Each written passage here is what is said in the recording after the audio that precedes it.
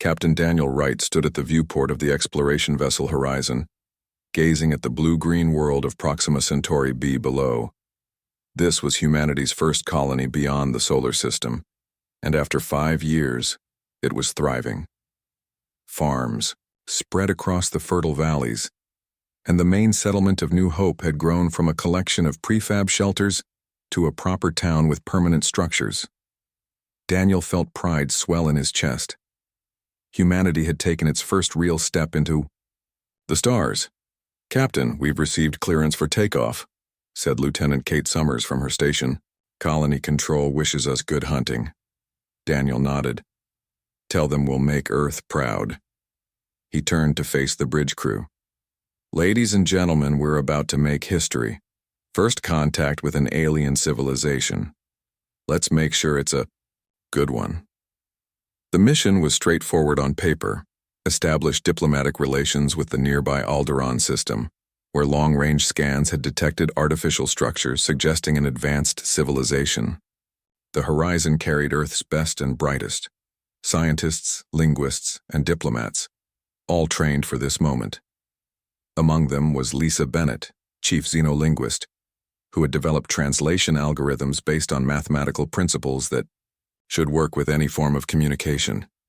Lisa entered the bridge, her tablet displaying the latest scan data. "Excited?" Daniel asked her. "Nervous," she admitted. "We've practiced every scenario we could think of, but we're still flying blind. What if they communicate through pheromones or radioactive decay patterns?" Daniel smiled. "That's why we brought you, Lisa. If anyone can figure it out, you can."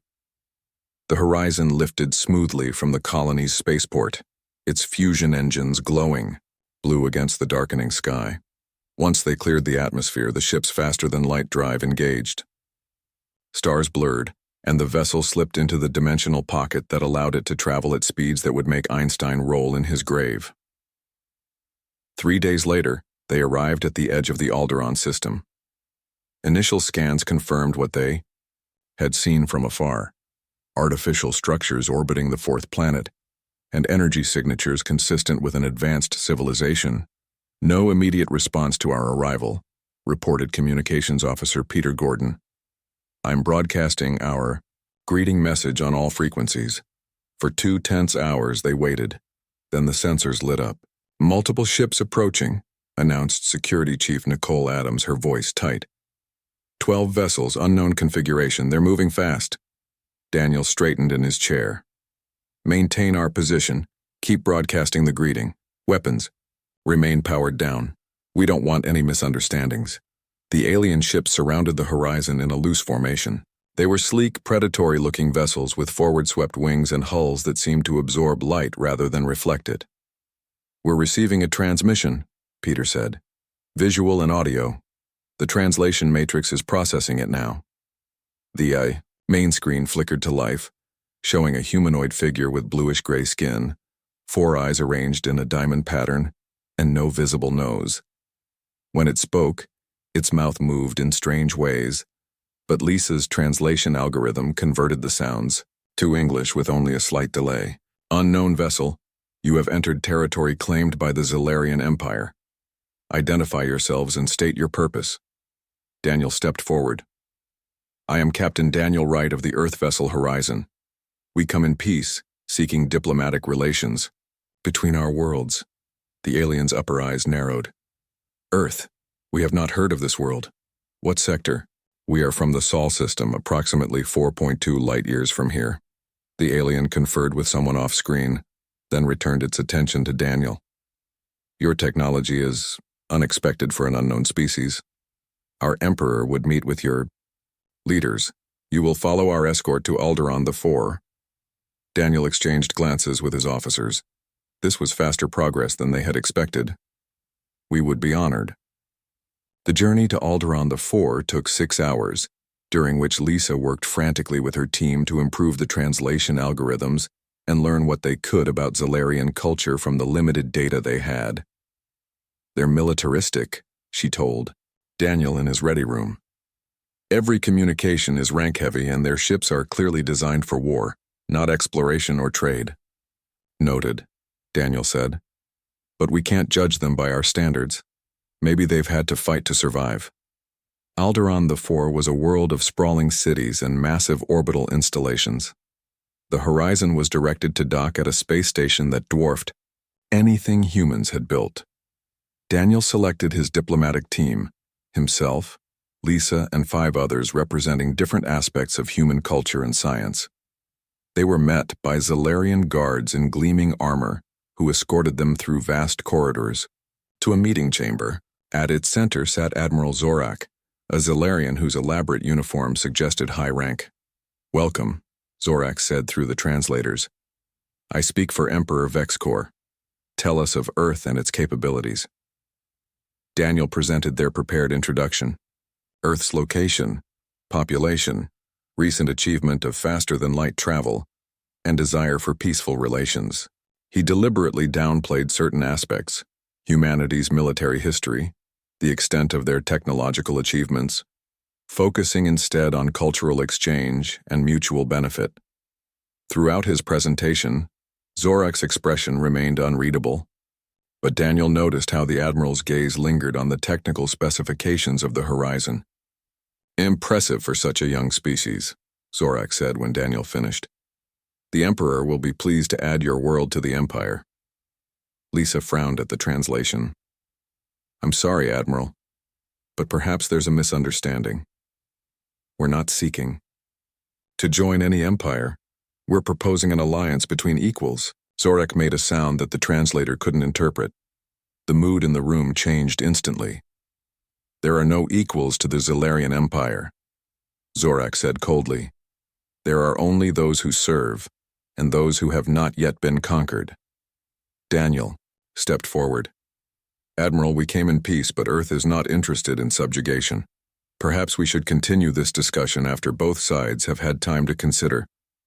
"There is nothing to consider," Zorak interrupted. "Your technology is useful but primitive. Your world will serve the Empire one way or another." The chamber doors slid open and armed guards poured in. "Captain," Nicole shouted, drawing her sidearm. But they were outnumbered 10-1. "Take them," ordered Zorak. "The scientists and linguist will be valuable. Kill the others." Chaos erupted. Nicole managed to stun 2 guards before being overwhelmed. Daniel grabbed Lisa and pushed her behind him as they backed toward the door they had entered through. "Run!" he shouted to his team. "Back to the ship." 3 of their team fell immediately. Daniel and Lisa, along with Science Officer Ben Harris, broke through to the corridor. Alarms wailed throughout the station. "Peter," Daniel called into his communicator as they ran. "Emergency protocol, Sierra. Get the Horizon ready for immediate departure." They rounded a corner and ran straight into more guards. Ben was hit by some kind of energy weapon and collapsed. As Daniel turned to help him, he felt a burning pain in his shoulder. Lisa screamed as she was seized by 2 guards. "Daniel!" she cried as they dragged her away. Fighting through the pain, Daniel managed to break free and continued running, the sound of Lisa's voice echoing in his ears. He reached an access tunnel that led to the docking bay where 2 surprised technicians were easily overpowered. The Horizon was already powering up when Daniel stumbled aboard, bleeding and alone. "Where are the others?" Peter asked, horror on his face. "Captured or dead?" Daniel gasped. "We've been betrayed. Get us out of here. Now."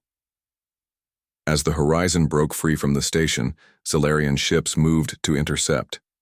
But the human vessel was faster than they expected. With a flash of energy, it disappeared into faster-than-light travel, leaving the Zalarians behind. In the ship's medical bay, as the doctor treated his wound, Daniel made a vow. "We're coming back for them," he promised.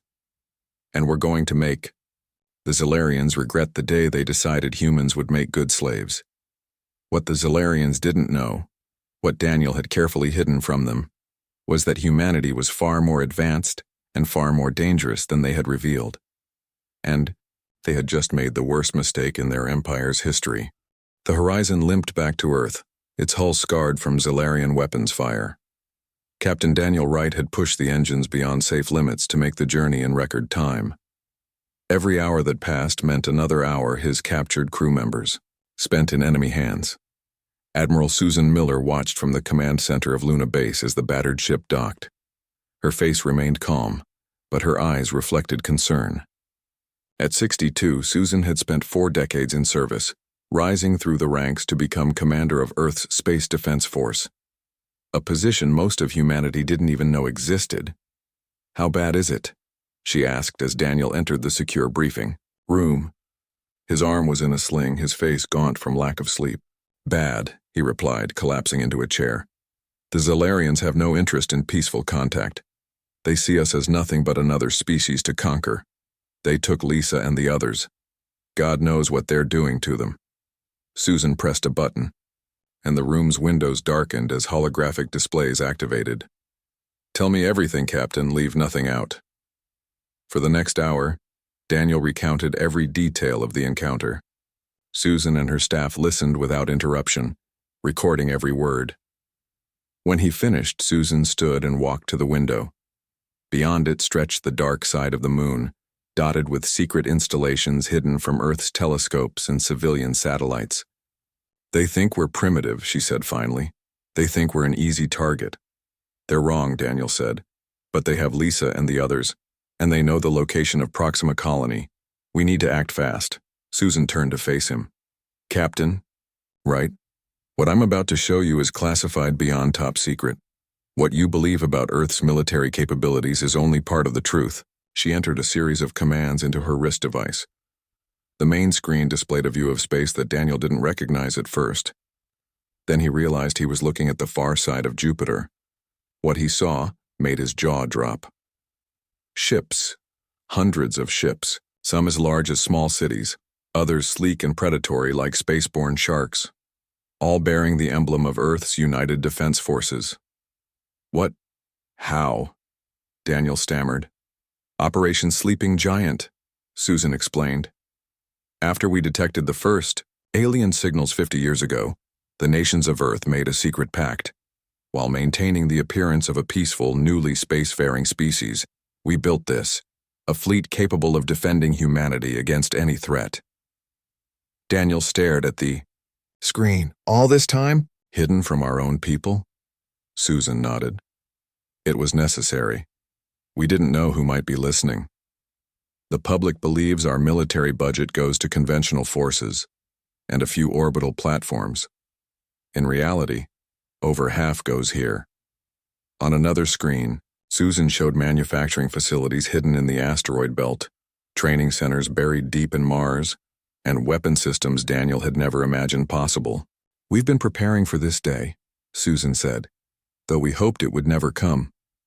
She touched her communicator. "This is Admiral Miller.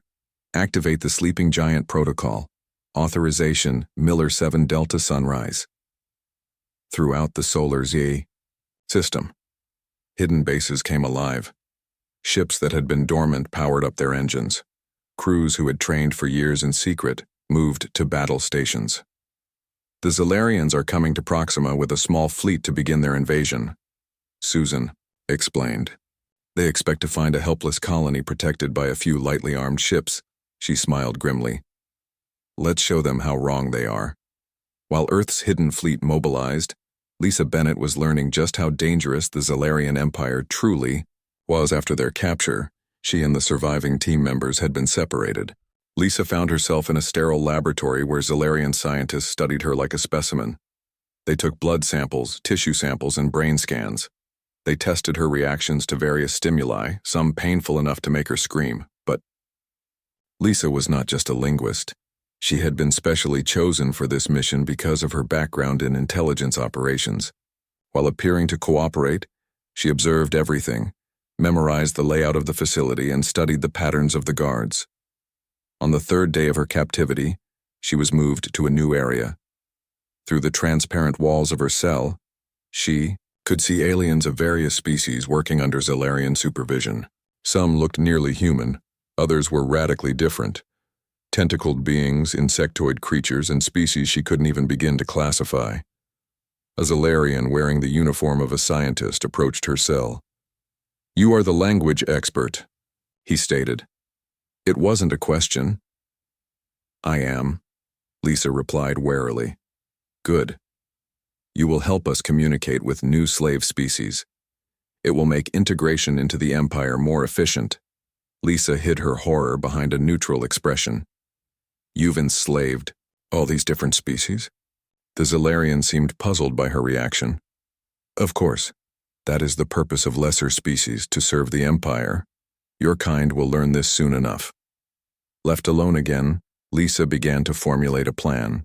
The Zilarians had allowed her limited access to their computer systems to demonstrate her translation algorithms.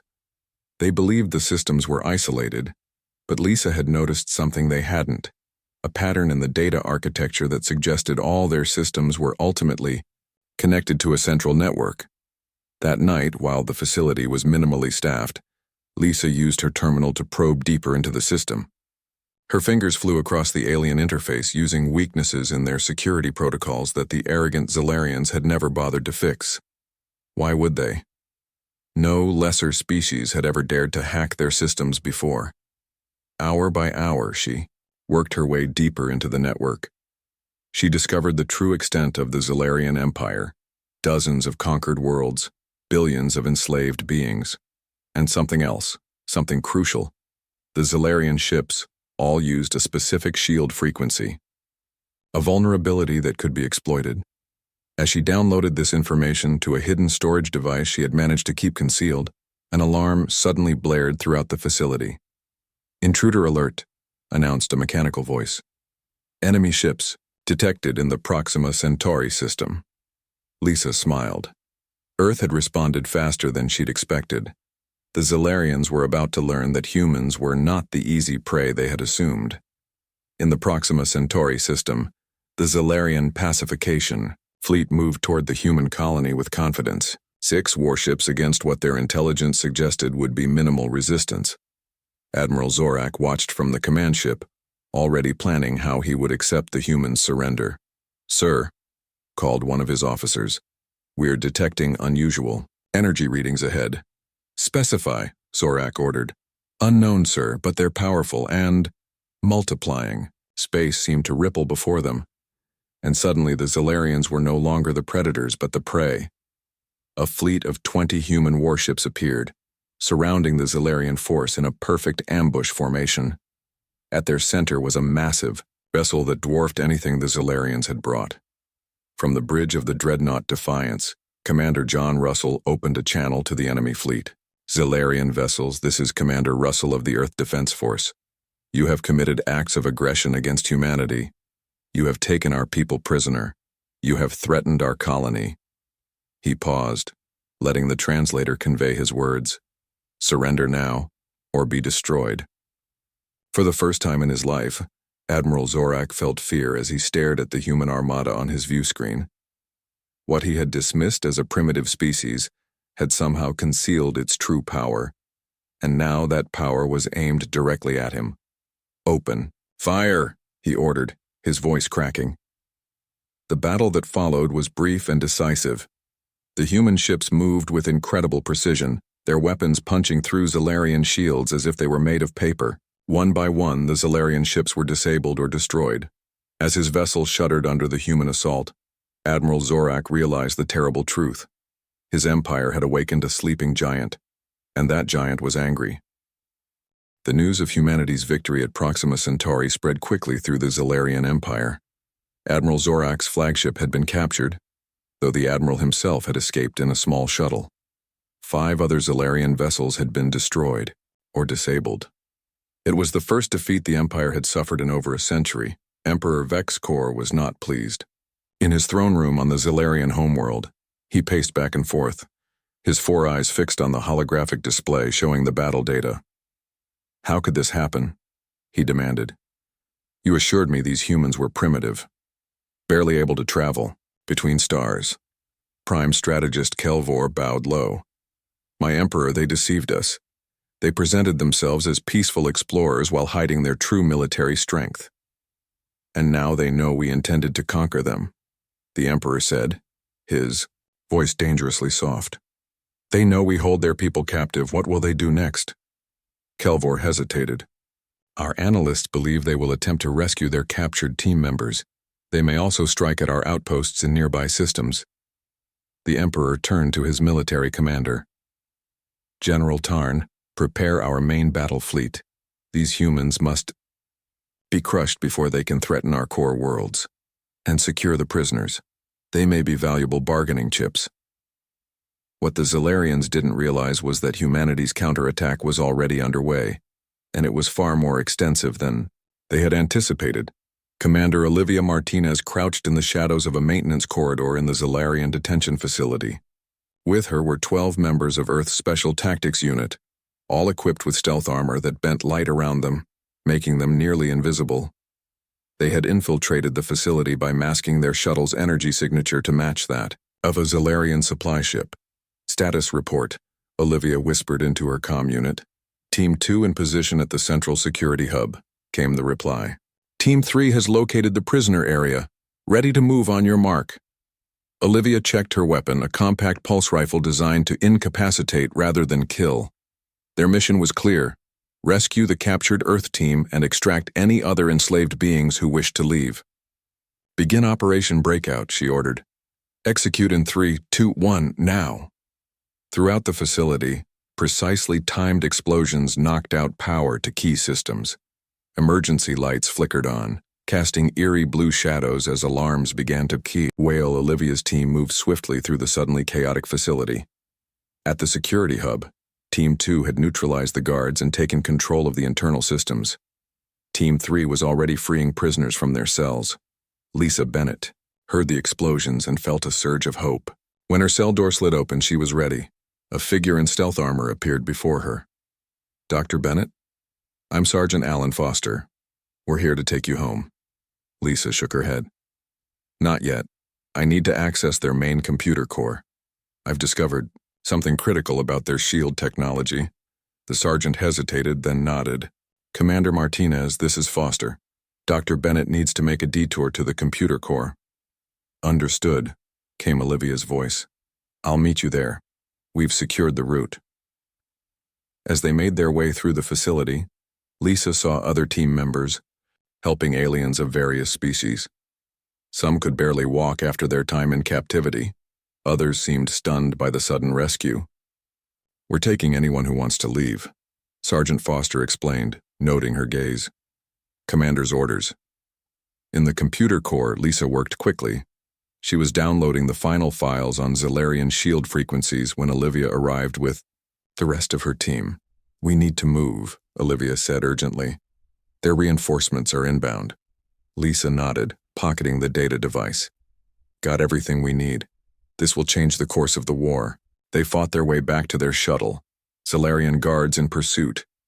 As they launched, 3 Zilarian patrol ships moved to intercept them. Lisa felt her heart sink. They had come so close. Then space around them lit up as the human dreadnought, Defiance, dropped out of faster-than-light travel directly above them. Its weapon systems locked onto the Zilarian ships, which immediately backed off. Special Tactics Unit, this is Commander Russell. You have a clear path to the extraction point. Well done. As their shuttle docked with the Defiance, Lisa finally allowed herself to breathe. They had done it. They had struck back at the heart of the Zilarian Empire, and they had the information that could help win the war. Back on Earth, Admiral Susan Miller stood before the United Earth Council. Representatives from every nation listened intently as she described the current situation. The Zilarians have suffered their first defeat, but they won't stop. Our intelligence indicates they're mobilizing their main battle fleet. They will target not just our colonies, but Earth itself. A murmur of concern swept through the chamber. Can we defend against such an attack? Asked the representative from the African Union. Yes, Susan said firmly, but defense alone won't end this threat. The Zilarians have built their empire on conquest and enslavement. They won't stop until they're defeated decisively. She displayed a holographic map of the known galaxy, highlighting Zilarian territory. That's why I'm proposing Operation Horizon, a full-scale counteroffensive. The chamber erupted in debate. Some representatives argued for caution, for seeking diplomatic solutions. Others demanded immediate action to protect Earth. As they argued, Susan received a priority message. She listened, then raised her hand for silence. I've just received word from Commander Russell. The rescue mission was successful. Our people are coming home, and they've brought something valuable. Data on Zalarian shield technology that could give us a critical advantage. The mood in the chamber shifted. Hope replaced fear. Additionally, Susan continued, they've rescued representatives of 12 species enslaved by the Zalarians. These beings have offered to join our cause, to fight alongside us against their former masters. The Chinese representative stood. You're suggesting an alliance? With species we know nothing about? I'm suggesting we recognize a common enemy, Susan replied. These beings have suffered under Zalarian rule for generations. They know the Empire's weaknesses, its supply routes, its command structure. With their help, we can end the Zalarian threat once and for all. After hours of debate, the Council voted. Operation Horizon was approved. Earth would not wait for the Zalarian attack. They would take the fight to the Empire. Meanwhile, across the galaxy, the Zalarian battle fleet was gathering. Hundreds of warships formed up around the flagship, a massive vessel called the Emperor's Fist. General Tarn stood on the bridge reviewing the fleet's readiness. The humans have proven more dangerous than expected, he told his officers. But they are still just one species, with limited resources and territory. We are the Zalarian Empire. We have conquered 1,000 worlds. We will not be defeated by these upstart primates. What General Tarn didn't know was that even as he spoke, human fleets were already on the move. And thanks to Lisa Bennett's data, they now knew exactly how to defeat the Empire's supposedly impenetrable shields. The counterattack had begun. For the first time in its long history, the Zalarian Empire faced an enemy that could not only resist their might, but strike back with equal force. The sleeping giant was fully awake, and it was coming for them. For 2 weeks, the war expanded across multiple star systems. Human ships struck Zalarian outposts with surgical precision, freeing enslaved populations and destroying military installations. The intelligence provided by the liberated species proved invaluable, revealing supply routes, command centers, and communication networks. Admiral Susan Miller coordinated the offensive from the newly established Forward Command Center on Europa, Jupiter's moon. Holographic displays showed the positions of all human fleets and known Zalarian forces. The map was shifting steadily in humanity's favor. The Orion fleet has liberated the mining colonies in the Rigel system, reported her aide. Minimal casualties. Over 50,000 beings freed from Zalarian control. Susan nodded with satisfaction. And the shield frequency data? Working better than expected. Our weapons can now penetrate their defenses at will. They haven't found a countermeasure yet. But Susan knew better than to become overconfident. The Zalarians had ruled their empire for thousands of years. They would not surrender easily. Her concerns proved justified when an urgent message came through from the Delta Pavonis system, where humanity had established its third colony just months before. Admiral, we're detecting a massive energy surge near Delta Pavonis, called the sensor officer, his voice tense. Like nothing we've ever seen before. The main screen switched to a live feed from the colony's orbital platform. Susan watched in horror as space itself seemed to tear open. A blinding beam of energy erupted from the rift, striking the planet below. The feed went dead. Status report, Susan demanded. Colony gone, Admiral, came the grim reply after several minutes of frantic analysis. The entire planet has been destabilized. Core temperatures rising exponentially. Population a total loss. Silence fell over the command center. Delta Pavonis had been home to 3 million people. Families, children, all gone in an instant. They used a planet killer, someone whispered. Susan's hands clenched into fists. Get me Captain Wright and Dr. Bennett, now. Within an hour, Daniel Wright and Lisa Bennett had arrived at the command center. They studied the sensor readings. From Delta Pavonis with growing horror. It's a dimensional rift weapon, Lisa said finally. Based on what I found in their database, it creates an artificial wormhole that channels energy from a dying star. The power is incalculable. Can it be stopped? Susan asked. Lisa hesitated. Maybe. The energy has to be precisely controlled. If we could disrupt the containment field at the right moment. Find a way, Susan ordered. Whatever resources you need are yours. As Lisa left to assemble a research team, Susan turned to Daniel. They just killed 3 million of our people. They expect us to retreat to sue for peace. Daniel's face was hard with grief and anger. What are your orders, Admiral? We accelerate Operation Horizon. All fleets full offensive. No more surgical strikes. We hit them with everything we have. She paused. But we are not them. We target military installations only. No civilian populations. Daniel nodded. The Zalarians just made their fatal mistake. They showed us what they're capable of, and in doing so, they united humanity like never before. Indeed, news of the Delta Pavonis massacre sent shockwaves through human society. Volunteers flooded military recruitment centers. Production of ships and weapons doubled, then tripled. Even former rivals on Earth set aside their differences to face the alien threat.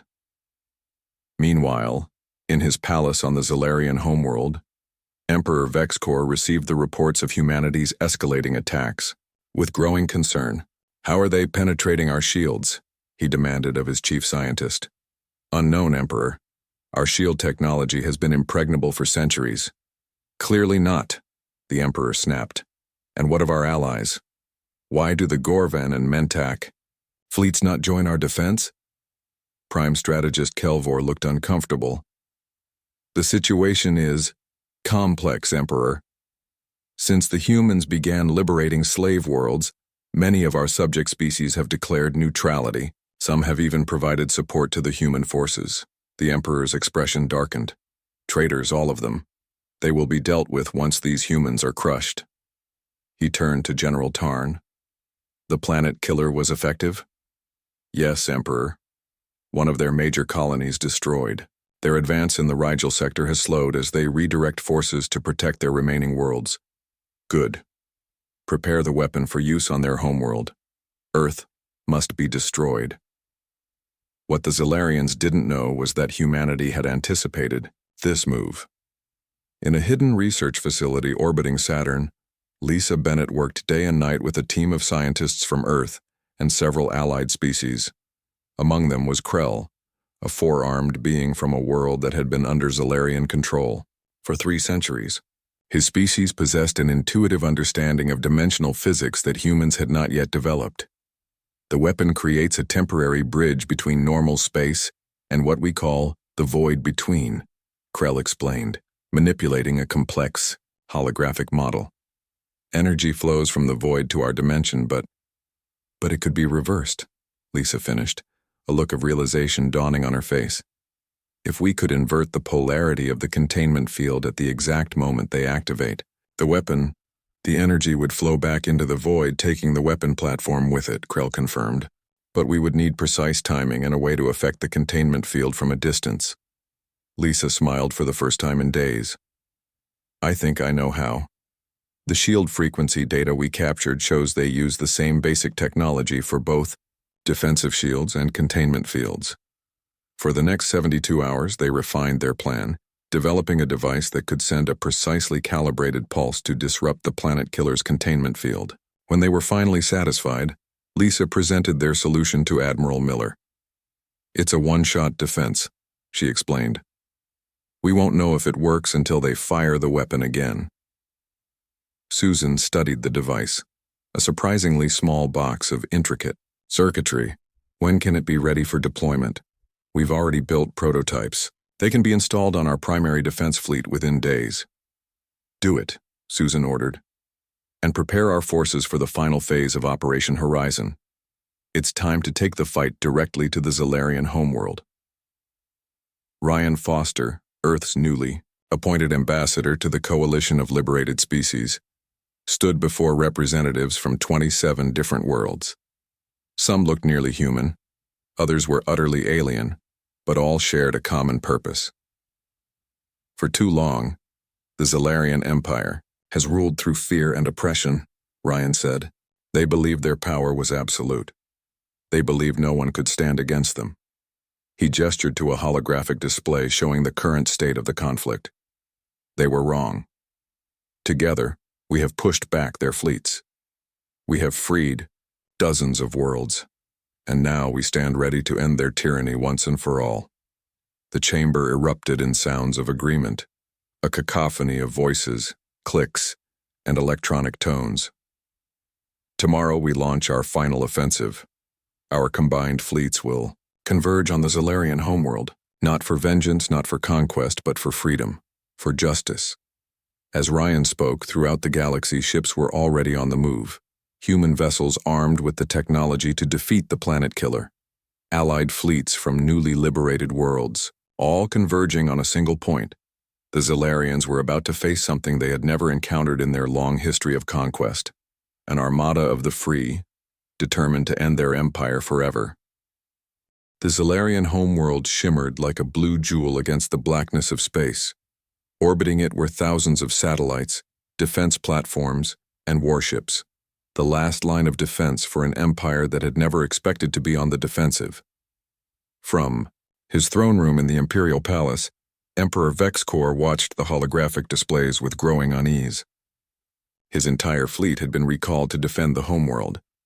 Nearly 1,000 ships formed a protective barrier around the planet. The human armada has been detected at the edge of the system, General Tarn reported. They have allied vessels with them, former subject species. The Emperor's four eyes narrowed. How many ships? Over 700, Emperor, but our fleet still outnumbers them. And the planet killer? Ready to deploy on your command. We are targeting their flagship. The Emperor nodded. Begin the attack. Show these upstart humans the true power of the Zalarian Empire. At the edge of the Zalarian system, Admiral Susan Miller stood on the bridge of her flagship, the Liberty. Around her, officers monitored systems and relayed information about the enemy fleet ahead. All ships report ready, Admiral, said her second-in-command. The Allied fleet is in position. Shield disruptors are online and fully charged. Susan studied the tactical display. The Zalarian fleet was impressive, arranged in a defensive formation that would be nearly impenetrable under normal circumstances.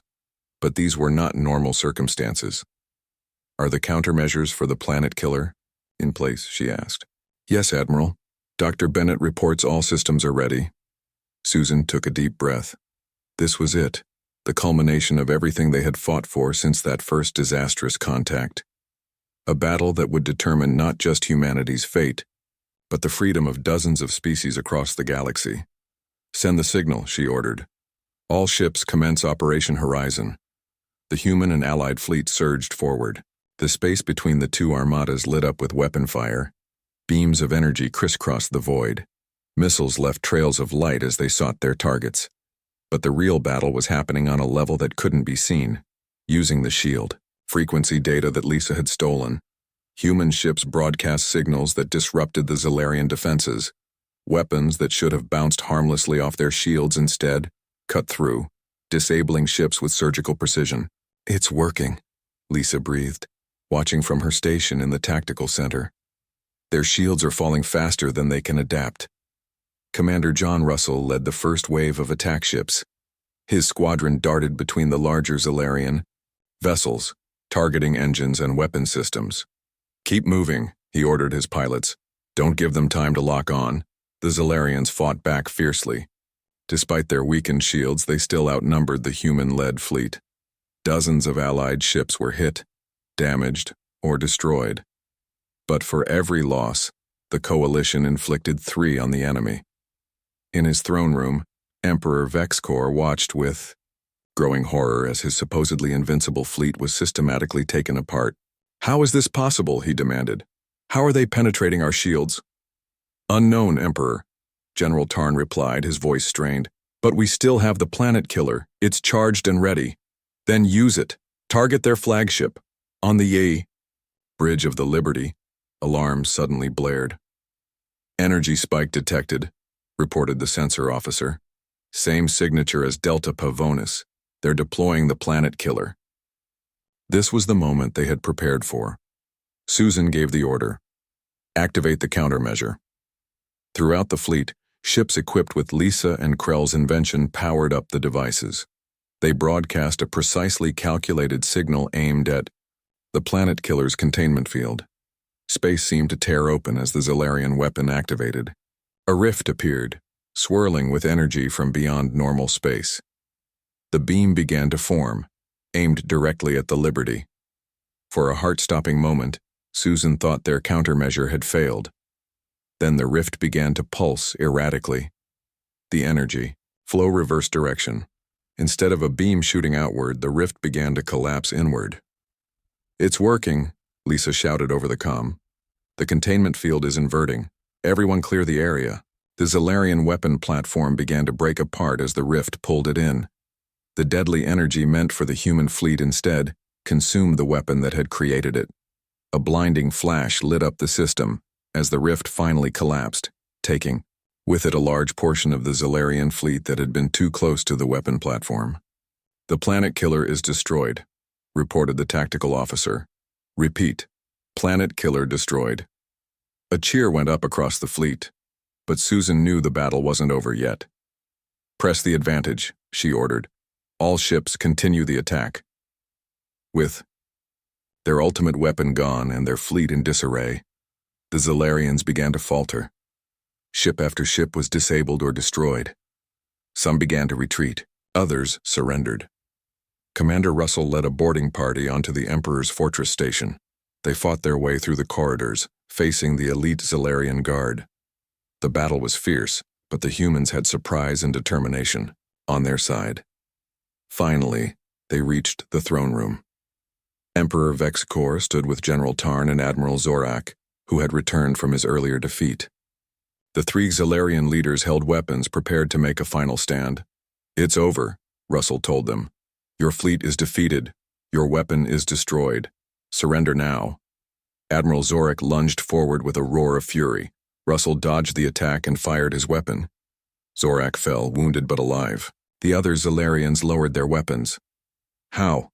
Emperor Vexcor asked, his voice hollow with disbelief. "How could humans defeat the empire that has stood for 1,000 years?" "Because we weren't fighting alone," Russell replied. "Every species you conquered, every world you enslaved, they all stood with us. Your empire wasn't built on strength. It was built on fear, and that foundation couldn't last." 3 days later, representatives from all the coalition species gathered on the Liberty to witness the signing of the surrender. Emperor Vexcor, stripped of his royal garments, signed the document that ended his empire's rule. The terms were firm but fair. All enslaved worlds would be freed. The Zalarian military would be disbanded, and a new galactic council would be formed with representatives from all species, including the Zalarians. After the ceremony, Admiral Susan Miller stood at the observation window of her quarters, looking out at the stars. Captain Daniel Wright joined her. "We did it," he said quietly. "We won." "Yes," Susan agreed, "but at a terrible cost. Delta Pavonis.